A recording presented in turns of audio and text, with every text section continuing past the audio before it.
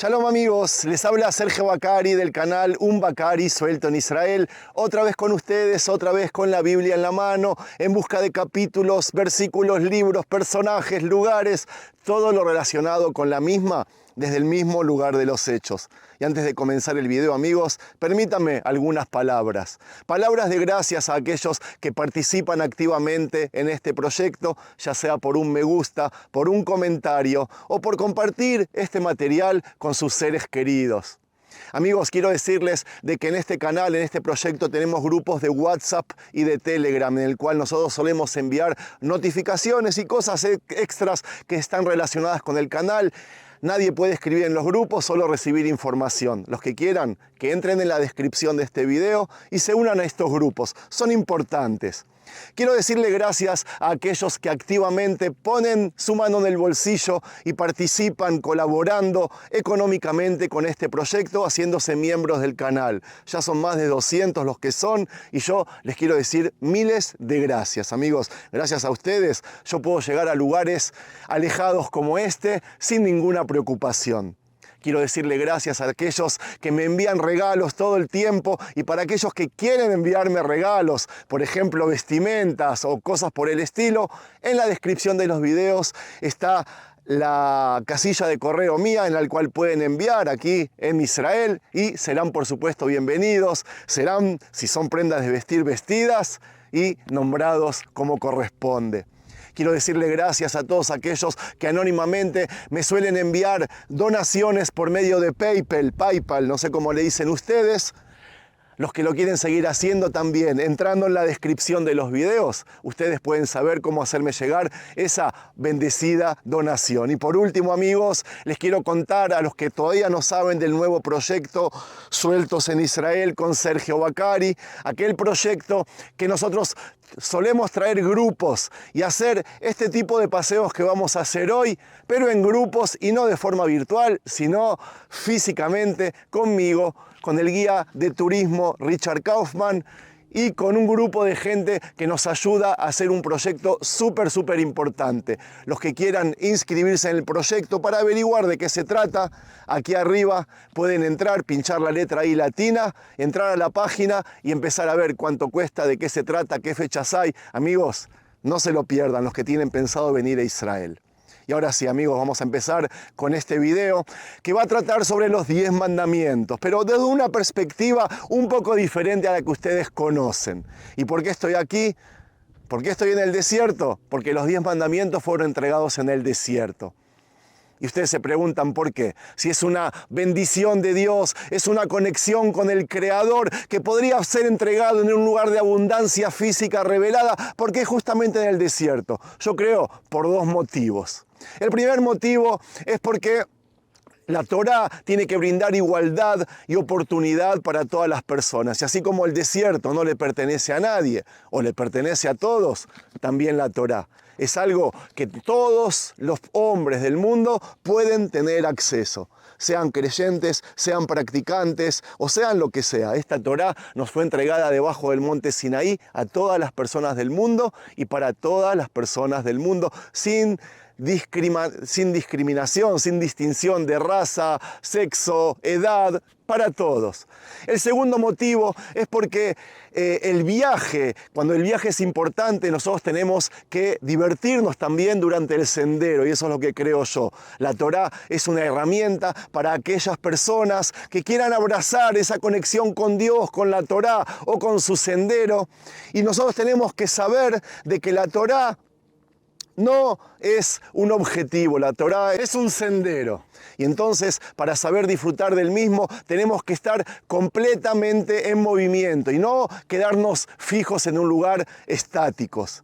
Y es por eso, y que es simbólico, de que la Torá, los 10 mandamientos, nos fueron entregados en camino a la tierra prometida. Les dije mucho ya con eso, ¿verdad?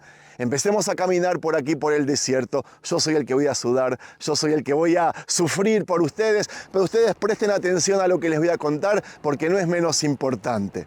Vamos. Amigos, los 10 mandamientos es quizás el texto bíblico más conocido. Es el momento cúlmine debajo del monte Sinaí, la revelación de Dios al pueblo de Israel.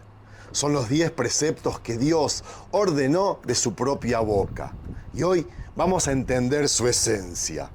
Pero antes, amigos, les digo que no son los mismos los de la Biblia judía y la Biblia cristiana. Y yo me voy a basar en la Biblia judía, como siempre. Por eso, no digan que estoy errado, porque no lo estoy. No sé si saben, pero según el judaísmo está prohibido comparar textos bíblicos entre sí y decir que uno es más importante que otro. Es todo importante de la misma manera. Y por eso dije antes quizás, porque los 10 mandamientos no es más importante que otros versículos, capítulos o libros. Es más, por hoy cometemos en el judaísmo un grave error cuando leemos los 10 mandamientos en sus dos versiones, la de la porción Yitro de Éxodo y Bet Hanán de Deuteronomio, y la gente en la sinagoga se pone de pie. Y no lo digo yo. Lo dijo Maimónides, que está prohibido darle más importancia a esos versículos que a otros textos bíblicos. Otro dato, si antes los 10 mandamientos eran parte de nuestros rezos diarios, en épocas del Talmud fueron sacados, porque los hermanos cristianos comenzaron a darle un estatus especial con variaciones dentro del Nuevo Testamento y ellos le dieron un lugar privilegiado. Es que los judíos tenemos 613 preceptos, todos importantes. Y desde el momento que ponés los 10 mandamientos dentro de los rezos, le das menos importancia al resto de los preceptos. Y si le sumamos que otras religiones los consideran más elevados, es como que pensamos como ellos. Y las religiones tienen que diferenciarse. Es por eso que los judíos los bajamos de nivel, renunciamos a los 10 mandamientos, entre comillas, para que los adopten los hermanos cristianos. Y cuando digo renunciamos me refiero a darles una importancia más grande, no a otra cosa. Eso en teoría. Pero está la práctica. Y así como nos ponemos de pie en la sinagoga o los vemos tallados por encima de cualquier Arón HaKodesh, el armario donde se guarda la Torá de las sinagogas, la tradición hizo lo suyo y los 10 mandamientos por hoy son súper considerados. Primero, porque es más fácil recordarlos. Y segundo, porque la misma Torá nos detalla todo el proceso de cómo fueron entregados al pueblo. Cómo, cuándo, dónde, 2 tablas, todo está detallado. Estamos hablando, no se olviden, de la revelación de Dios a su pueblo. Entonces, no debería tener un lugar o trato especial, pero lo tiene. Como les dije, en la Torá los 10 mandamientos están descritos 2 veces. Y hay que saber que hay diferencias entre un texto y el otro. Diferencias grandes y diferencias chicas. El que más sobresale, y lo único que les voy a decir, es el día del reposo. En una versión dice que hay que recordarlo y descansar, y en otra que hay que guardarlo. En Éxodo, la causa es teológica. Dios creó el mundo en 6 días y descansó el 7º. Y como nosotros lo imitamos, tenemos que hacer lo mismo y por eso debemos descansar.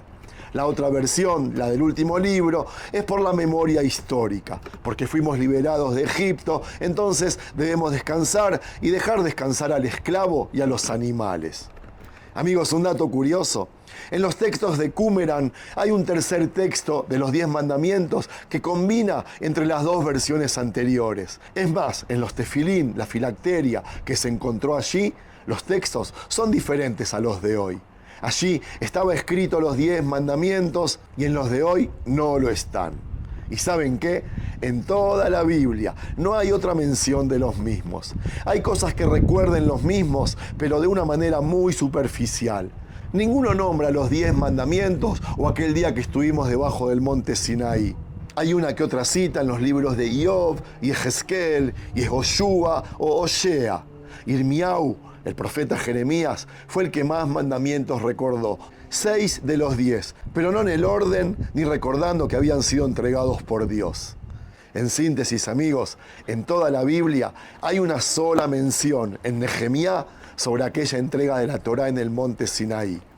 Es como que en la Biblia no existen los 10 mandamientos, solo en la Torá. Otro ejemplo, agarremos Tehilim.